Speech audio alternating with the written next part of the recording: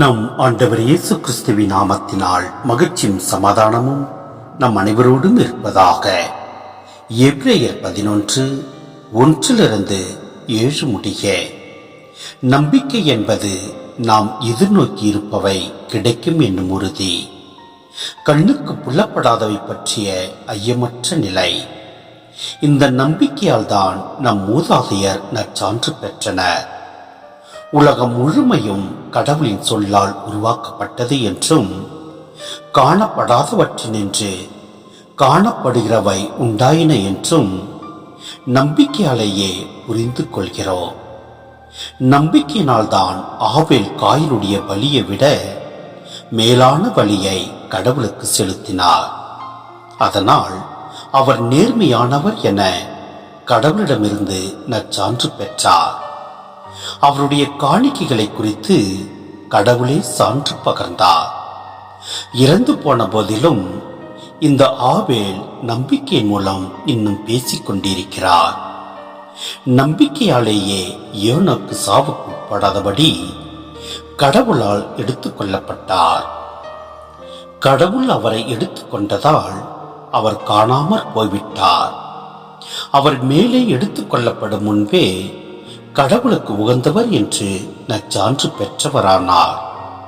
நம்பிக்கையினாலன்றி எவரும் கடவுளுக்கு உகந்தவராய் இருக்க இயலாது. ஏனெனில் கடவுளை அணுகி செல்வோர் அவர் இருக்கிறார் என்பதையும், அவரை தேடி செல்வோருக்கு தக்க கைமாறு அளிக்கிறார் என்பதையும் நம்ப வேண்டும். நோவா கண்ணுக்கு புலப்படாதவை குறித்து கடவுளால் எச்சரிக்கப்பட்ட போது தம் குடும்பத்தை காப்பாற்ற கவனத்தோடு ஒரு பேழையை அமைத்தது நம்பிக்கையினால்தான். அதன் வழியாய் அவர் உலகை கண்டித்து இறைவனுக்கு ஏற்புடையவர் என்னும் உரிமை பேறு பெற்றதும் நம்பிக்கையினால்தான். சிந்தனை: தம்மை தனிமைப்படுத்தும் எவரையும் நம்பிக்கையின்மை வென்றுவிடும்.